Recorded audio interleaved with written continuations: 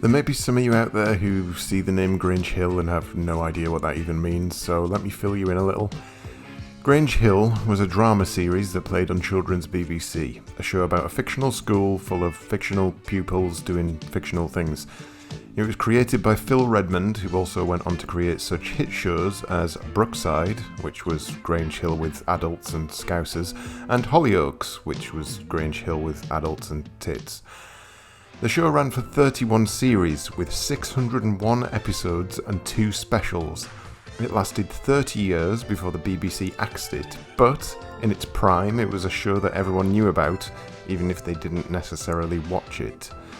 For me, the classic theme tune was simply an alarm to tell me to switch to the other children's channel to see if there was anything better on.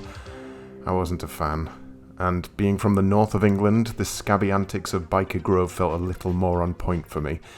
For those who don't know, Biker Grove was Grange Hill set in a youth club full of Geordies. Anyway, I wasn't a fan of the show, and so the game for the ZX Spectrum simply passed me by. Having now played it, I can categorically state that I would have been much happier if it continued to pass me by. Let me begin with a forewarning. This is an adventure game of sorts with puzzle elements, and as such, I'm going to be spoiling a lot in order to explain just why I hate this game as much as I do. Should you, for whatever reason, have plans in your future to play Grange Hill completely unspoiled, firstly, I'd like to ask you, what are you doing with your life? And secondly, please don't do this to yourself. There is only misery past this point. Misery and heartache and frustration and confusion and a whole host of emotions I don't even know how to deal with right now. This game had me so annoyed and so confounded that I couldn't even start writing for a solid 24 hours. Not until my head had cleared. Here's my words of advice. If anyone offers to buy you this game or suggests it's one you should try out, just say no.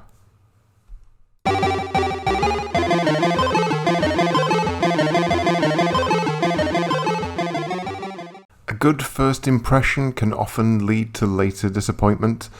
When this game boots up, you're presented with some pretty decent digitized images of the characters who are involved in the game. You'll probably enjoy looking at these images at least once or twice, but you're going to be seeing them a lot.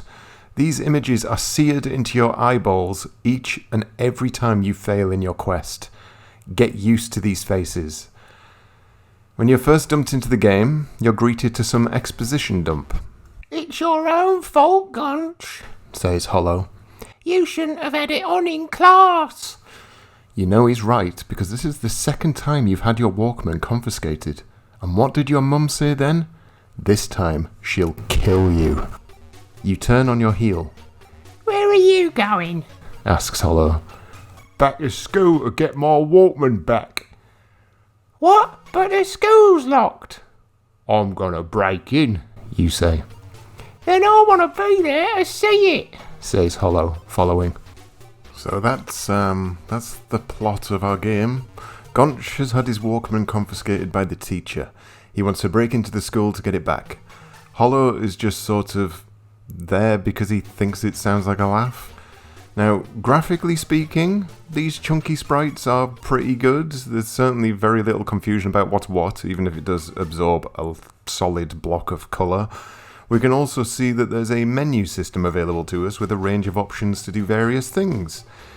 Now, my first thoughts on seeing all this so far were, I expected this to be a big pile of shit. I mean, it's based on a children's drama series, but this actually looks like they've put some effort in. And then the following thing happened.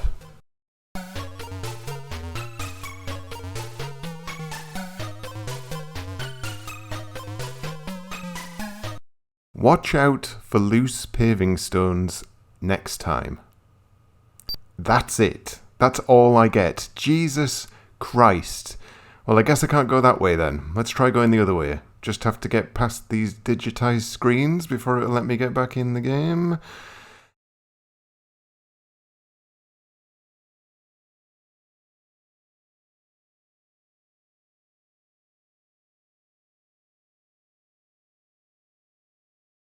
There we go.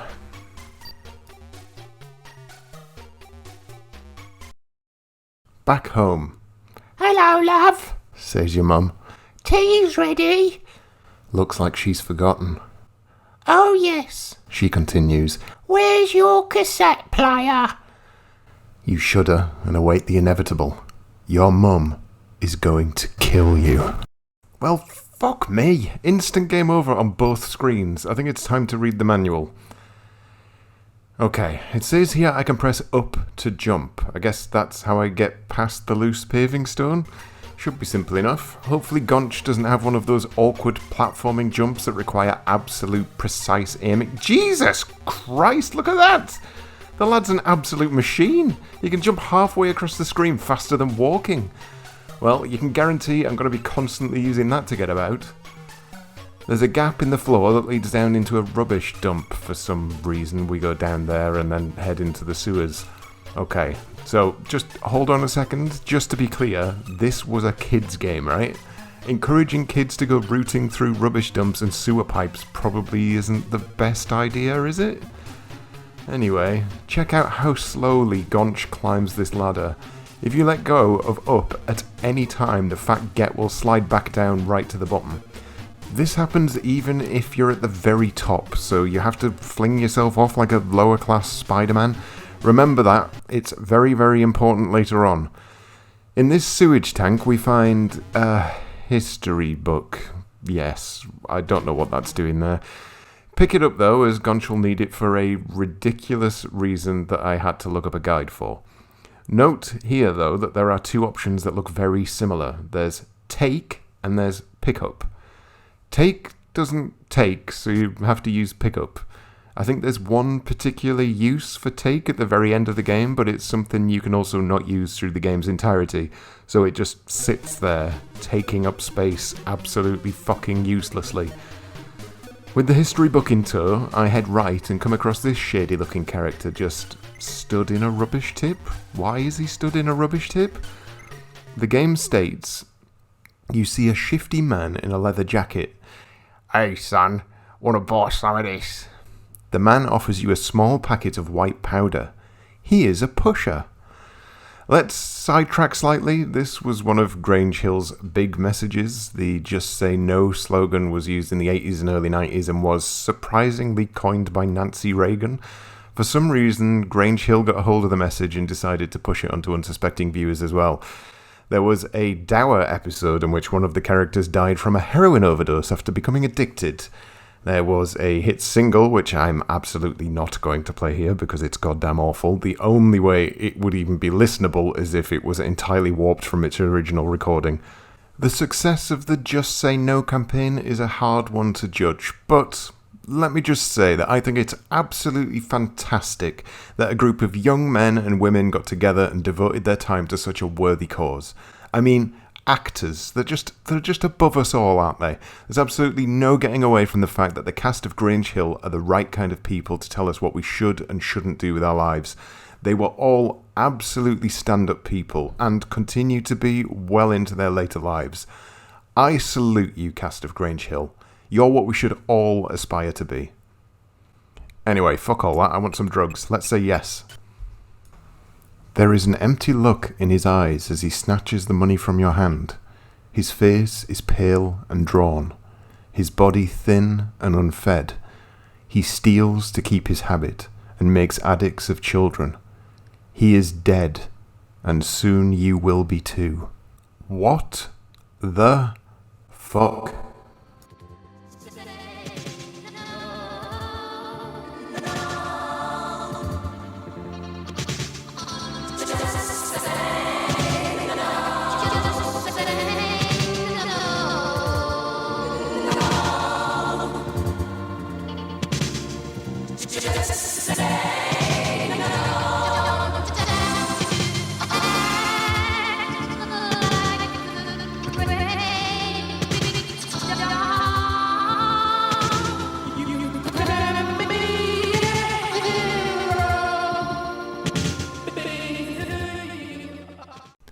Man, that got dark pretty fucking quick, didn't it? This isn't the only time Grange Hill the game veers off into really dark territory, mind. Some of the game over screens are just too much. They're just too much for a game about kids, for kids. Check out this one. There's a gap between two roofs, and it warns you not to fall down there, but I'm not about to let a game tell me what to do. On dropping down, however, we get this delightful exposition in text form. Oh dear. Trapped in a wall behind the pensioners' flats. Who knows what dangers await you here? What are those bones lying around? What's that strange cackling noise? And where's Hollow when you need him? Oh well. Game over, I suppose. I'm not playing a goddamn horror game. What the hell is this shit? Here's another one. A dog stands in our way. Walk too close and you get this. That wasn't a very clever idea. Rolf has savaged your leg, and now you will probably die of some horrible disease. It's horrendous! I could see kids up and down the country walking up to their parents and asking, with tears in their eyes, Mummy, Daddy, why is there so much death in the world? Jesus Christ, Grange Hill, get a fucking grip! Mechanically, all of this wanton death is basically just an excuse to shunt you all the way back to the start. Grange Hill is not a long game by any stretch of the imagination, and the classic way to increase that longevity is to have you die over and over and over again, sometimes from things that don't even make sense. Look, here's some false teeth on the floor. Oh, they bite you to death when you get near them. Of course they do. Why would they not? Now, initially, I'd gotten past this by jumping over it, but later found out that you have to, in fact, pick up the teeth. Why do you need to do that? Because if you don't, it's impossible to get back. Every time you walk into this screen, the haunted teeth will bite you to death.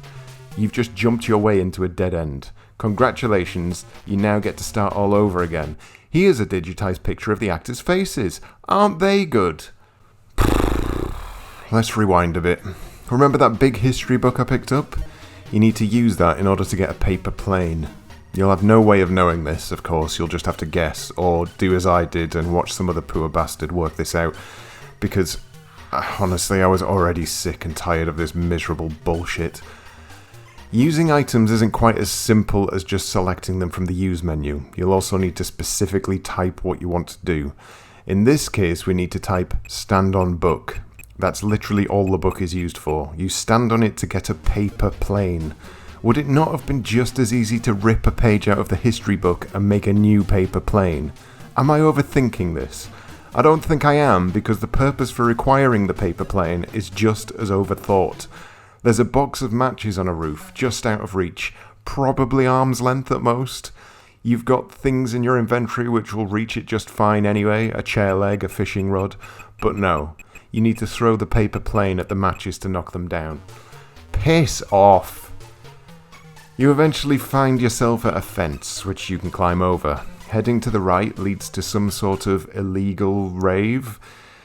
Now, something you've probably noticed straight away here is this item. Yes, it is what you think it is. That, ladies and gentlemen, is a dead cat. That, ladies and gentlemen, is an item that you can pick up. That, ladies and gentlemen, is the solution to a puzzle. A dead cat. A dead fucking cat. I swear to God, the developers of this game were full-on goths. I can hear the death metal music playing. I can see the black nail polish and the Anthrax poster. What the hell is going on? You know what? I can't fucking do this anymore.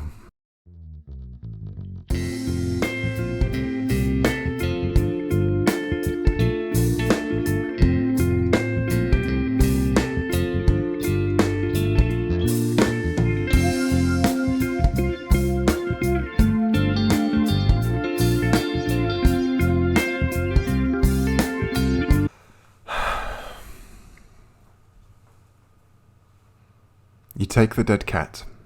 You go over to this screen where there's a girl called Imelda. She's apparently the school witch. I presume that's one of the reasons she's stood on one leg, some sort of ritual or something. She's pissed off because you tipped your dinner over her. Give her the dead cat. Just give her the dead cat. The dead cat. Give her the dead cat. I'm wasting my life. Oh look, here are some bollards. I wonder if I can just walk past them. Of course you can't. No.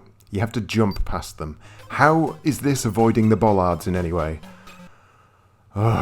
Please, God, if you're out there, make this stop. Show me a sign, just do anything. Make this end. I will take 1,000 Treasure Island dizzy deaths over this shit. Eventually you make it into the school by breaking the lock of a hatch with a chair leg, and then things get interesting. And by interesting I mean incredibly, incredibly frustrating. I'm talking through the fucking roof. I'm talking Manhattan skyline levels of frustration. You'll get here and you'll wander around for a bit and you'll probably wonder what the hell it is you're supposed to do. I certainly did. At this point in the game, I'd already been playing for roughly 25 minutes or so. The raw footage of this recording has another 35 minutes left. 35 minutes of getting nowhere. You remember back at the beginning of the game there was actually two characters. Grange, who I'm controlling now, and Hollow, your useless friend. I'd actually completely forgotten he existed by this point and I'd assumed he was just there for flavour. No, he's essential in order to complete the game. So off I trotted, back to the beginning of the game to figure out where I'd left him. There he was, stood one screen away from the starting area.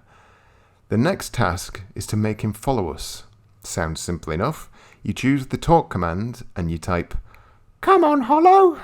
He'll meekly agree to follow you. For a bit. Hollow will periodically decide that following you is a waste of time and he'll stop. So you go back to him and you type, Come on, Hollow. And so it goes, over and over again. Come on, Hollow.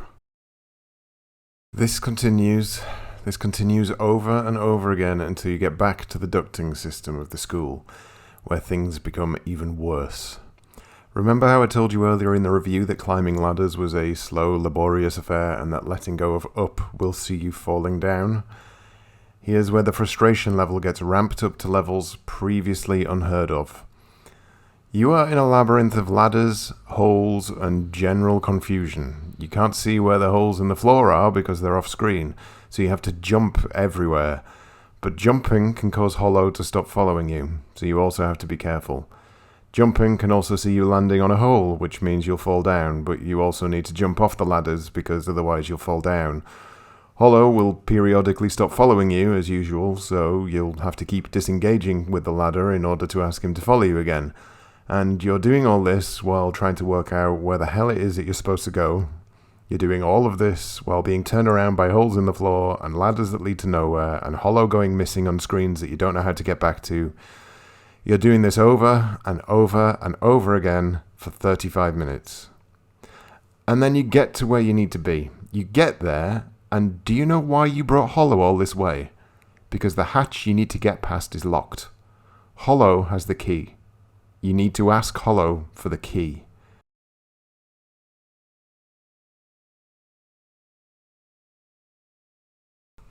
Why don't you just ask him for the key without dragging him all the way here? Because he won't give it to you. Not yet, he'll say, not yet. Only when you've dragged his useless arse all the way to this very room will he actually give you the key. That is his entire purpose. I have never been so angry.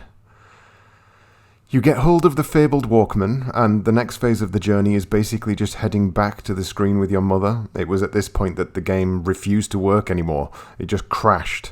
I tried twice, and it just crashed. It would not work. I've honestly never been so glad that a game simply refused to work anymore. I decided to look up the ending online though, and I can pretty much recreate it for you here. You'll get back to the screen with your mother, and you'll read the following narration. Hello, Mum, you smile. Before you ask, look. You point at your Walkman. Oh, that. She replies. I'd forgotten about that thing. Your heart sinks. But that reminds me. She continues. The school asked me to fill in a form for the insurance on the one you had stolen. They need it tomorrow. You feel sick. It means you must return the form to school. And when you do, the staff are bound to remember the other Walkman being confiscated. They'll notice it's gone too. And who will they suspect? Your only hope is to break in and put it back before morning. This leads you to think that you'll perhaps need to go and do all of this shit again in order to put it back. No. That's just the end of the game. Game over. What is the moral of this story exactly? I don't even know where to begin. I guess it's a mixture of don't do drugs, don't try and not get into trouble, and don't walk near bollards. There is no good ending to this game. Everything about it is misery. Deep, dark misery. It is a bundle of melancholy wrapped in bleakness. It is a sham. This is the bit where, I normally do an outro or something.